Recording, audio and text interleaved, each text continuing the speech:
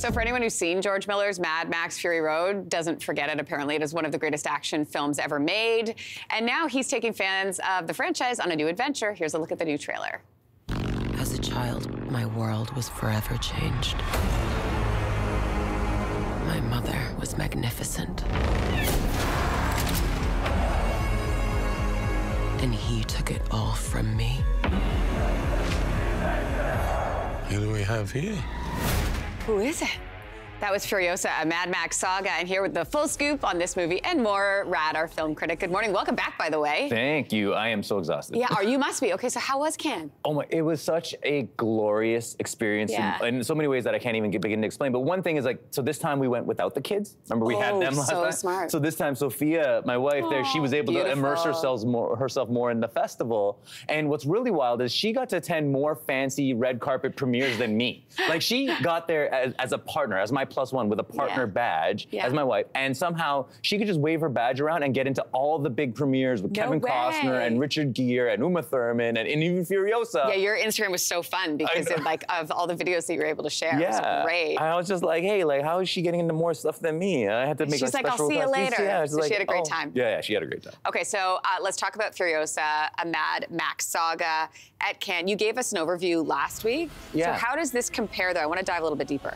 How does it compare to Fury Road? Well, I mean, look, it's underwhelming compared to Fury Road, because like you said, Fury Road, one of the greatest action movies ever. And really, this movie, it's riding on the diesel fumes of Fury Road, which is still, way better than most action movies you get. You're still gonna get these, these operatic, incredible, action sequences where people like George Miller is just a master at that craft. Where the movie kind of drags is in the storytelling and the backstory that they're filling in here, because this is a prequel giving us the backstory to Furiosa, who we didn't really need a backstory to, because Charlize Theron's performance in the original really did fill in all those details. And also you got Chris Hemsworth. I wasn't as taken by his kind of carnivalesque villain character. So there was a lot of kind of franchise storytelling here that sort of dragged the action. But at the same time, if I have to have franchise storytelling, I would much rather it be George Miller and all the bombast he's gonna give us than, Marvel. Who's Marvel? The way you say it. Who's this movie for? I mean, look, it's for people who love movies like,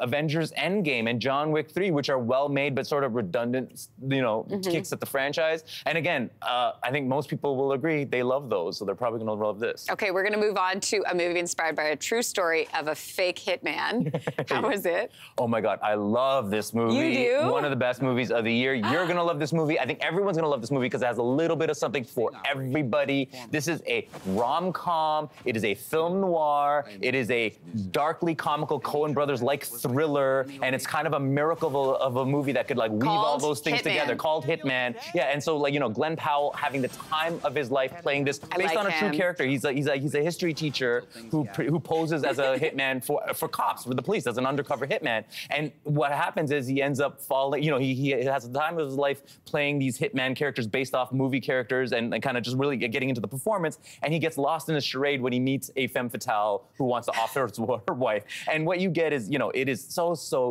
funny, hilarious, sexy. Oh, the thing, you love this movie. Okay, who's this for then, Rad? This is for everybody, but listen, if you It's for everybody, period. If you love His Girl Friday, which is a classic screwball rom-com, you're gonna love this. If you love Gone Girl, which is the darkest, twisted rom-com in the rom-com in the world. It is so good. I'm giving you all the range here. Everyone just go see this, yeah. Lastly, I want to fit in Babes. I saw this. What'd you think? You did. First of all, I love that you talked to Alana Glazer for this movie, because she is so, one of the best, modern comedians from Broad City. And this movie emanates from her personality. I had a lot of fun with this. It's essentially Bridesmaids, but with, about pregnancy, about people growing apart because of that. I think it was really funny. I think it loses a little steam along the way, but it's definitely an absolutely satisfying comedy that I think will bring certain people to. Who's it for? I mean, look, I think if you love Bridesmaids, I did. But also if you love the lesser movie like Booksmart, I think you owe it to yourself to see Babes. All the bees. All the bees. All right, and from B to the R, Rad. Good to see you. Was I going to start singing? If you're going to rhyme, I'm going to dance, okay? I stopped too soon. All right, Rad, thank you. Coming up next on the show, everybody, very cold morning temperatures mean, you know it, frost advisories. Kelsey's going to show us where. Coming